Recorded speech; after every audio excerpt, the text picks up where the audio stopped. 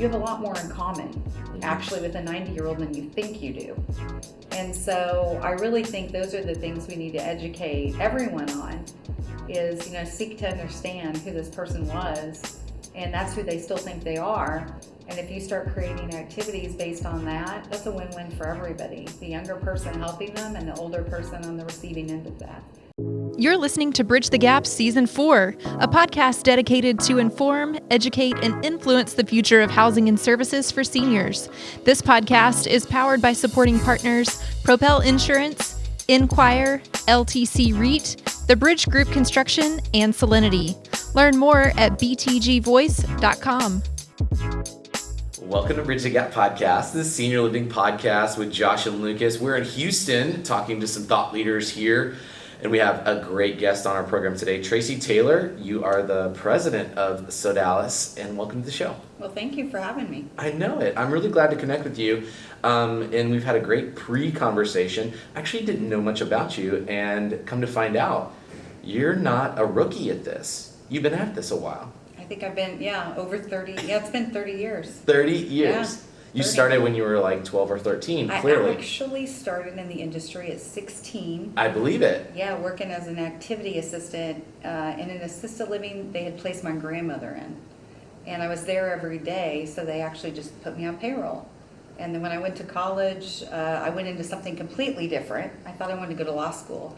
But I liked to be with the older people, so when I graduated, I just kind of stayed in the assisted living realm. Never left. Well, I was going to ask you what has kept you, but clearly you love older adults. Yeah, I grew up with them. We went to a church where everybody was super old, and my parents were the only young people. So after church, my dad was one who would take like things to all the shut-ins, and so I'd go with him. There were no kids in the church. I was the only kid.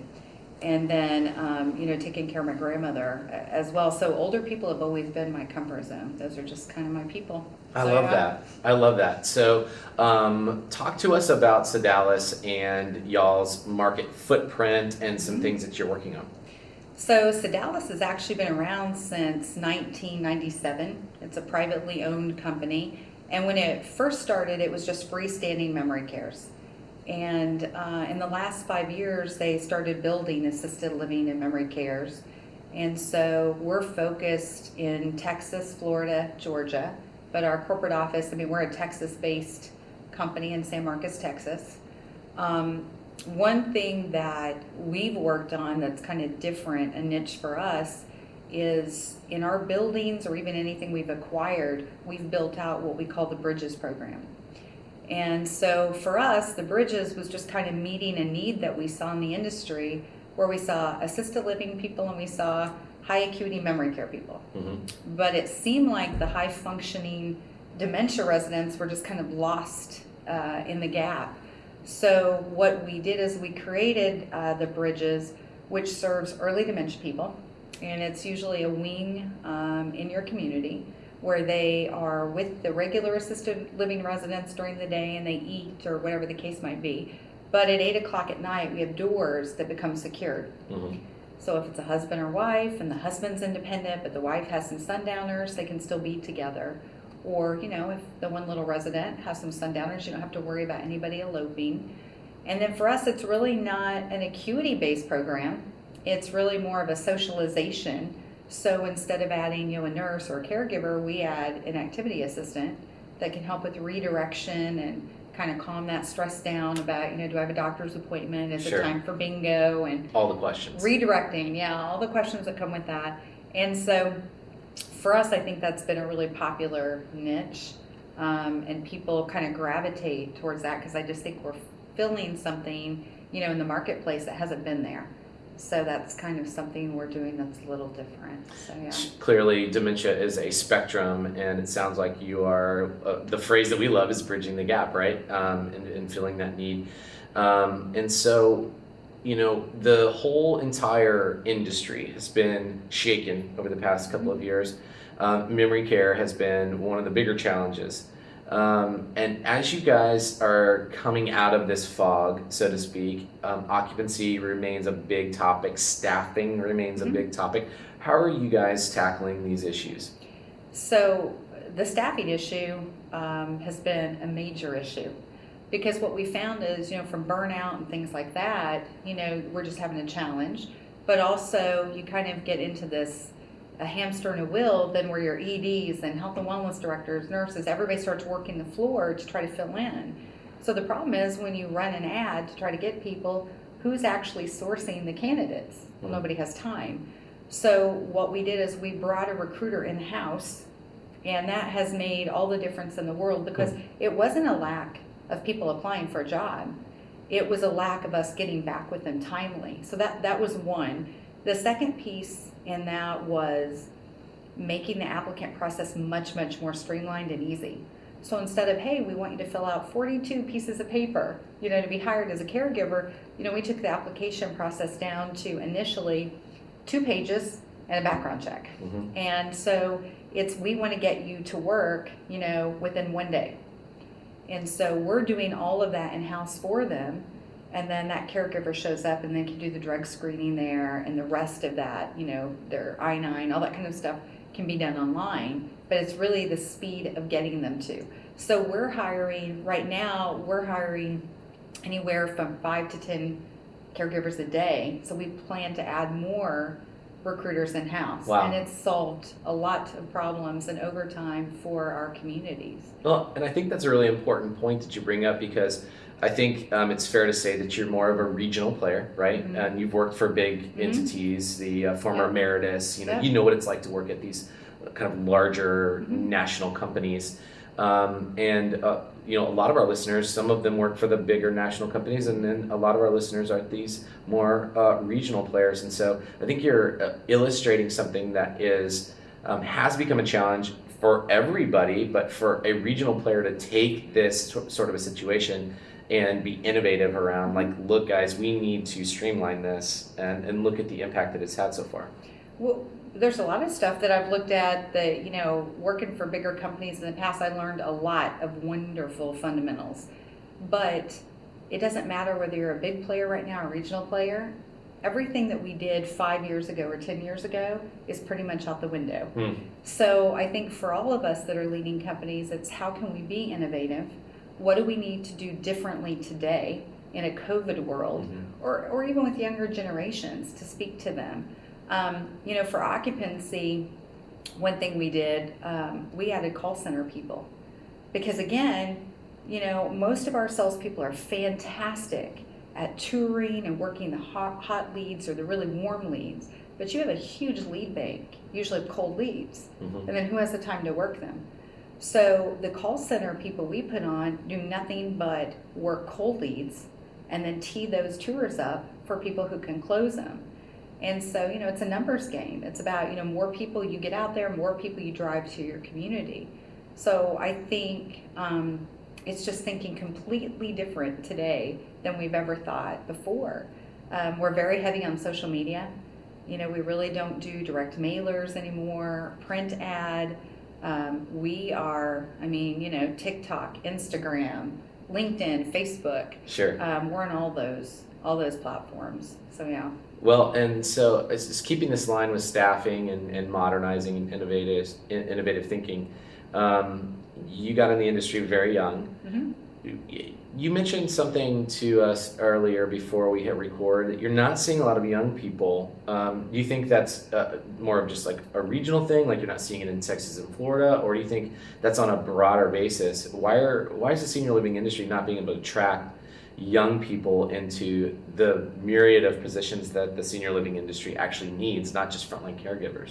I think we've not done a really good job with that. So I've seen younger people go in and get a healthcare administration degree, but then somehow they think that applies to a nursing home or hospital. I think a lot of younger people don't really understand assisted living or memory care. They just really don't know what we are. Yeah. So for me, the way I'm trying to get to them is I'm trying to take these caregivers or young people that are working with us currently that are just excellent at what they do, and then sit with them and show them how to fill out these applications for college to get them into school, and show them a career path actually in this industry where they really can grow and be an executive director or health and wellness director or regional. And so there's a lot of them that I think really want to do that. They just don't know how, or they don't know about us. So I just think we have to do better at our outreach on getting the young people, probably even at the high school level before they even get to college. Sure. Letting them know, hey, this is a great career opportunity for you. There's a lot of young people who have the heart for it. I think they just don't know about us. So yeah. Well, I think there's a major opportunity there. Bridge the Gap has talked about it so many different times. We've talked about that, this is not handing chicken sandwiches outside of a window or lattes outside of a drive-through, but we're also competing against that culture, trying to drive young people to this industry. But I think that senior living has so much more to offer if we can tackle that narrative and really be more on the offense and not on the defense. Any thoughts on that? Well, yeah, I agree with you. And I think the social media platforms are super helpful. I think the one thing that the older people in my life taught me when I was young is my grandmother at 90 looked in the mirror and she said, when you look in the mirror, you don't see an old person. You still see a 40-year-old. Mm-hmm. And whatever you like to do at 40 is what you like to do at 90. So part of that is stopping print advertising and stuff where we always show people doing old people type things like bingo. I mean, that's not going to be attractive to a young person, but when they actually connect with the human and they realize, hey, this person, this is who they used to be. They were an engineer. This person worked for NASA. Mm-hmm. This person, and you connect with that person and you start doing activities and things to engage them on who they were at 40, not the older person. I mean, we've had beer making clubs that became wildly popular and extremely competitive with people who didn't even drink, but they thought it was so much fun, to create this. That's not something you would normally think, hey, a 90-year-old wants to make beer, but guess what? They did. The whole community got involved with that. So I think those are things that would be attractive to a younger generation and it helps bridge the gap. When you realize you don't have that much, you have a lot more in common, actually, with a 90-year-old than you think you do. And so I really think those are the things we need to educate everyone on is, seek to understand who this person was, and that's who they still think they are. And if you start creating activities based on that, that's a win-win for everybody. The younger person helping them and the older person on the receiving end of that. So I just, again, I think it all comes to education and, helping people understand where the other one's coming from.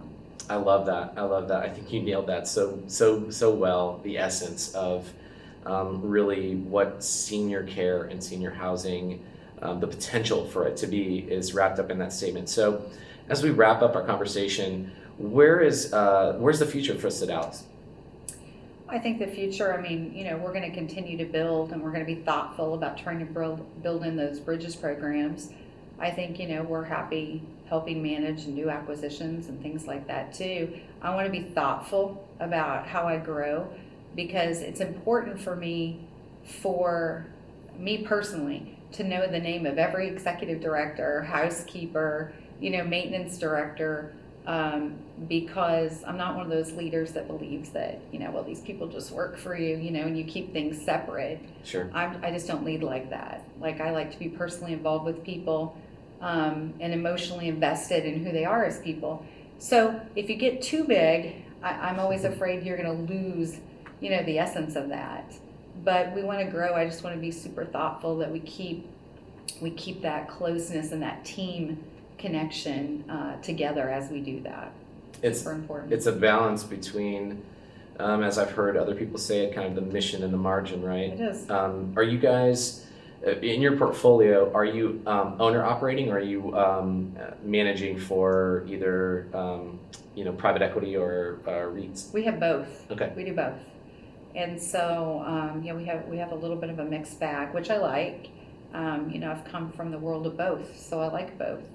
But I don't look at any of those type of communities differently, nor do any of our people understand that they're in any, one type versus another. We're a team. If somebody needs help, you'll see one community go to another community and help them, and that's what we did through COVID, and that's what we will continue to do because that's just super important. So. Traci Taylor, Sodalis Senior Living. Thanks for spending time with us today. It's been fascinating meeting you. Thanks for having me. And thanks to all of our listeners for listening to another great episode of Bridge the Gap. Thanks for listening to Bridge the Gap podcast with hosts Josh Crisp and Lucas McCurdy. If you were informed, educated, or influenced by this episode, we want to know. Leave a comment on social media or contact us in the show notes. Powered by supporting partners, Propel Insurance, Enquire, LTC REIT, The Bridge Group Construction, and Solinity. Learn more at btgvoice.com.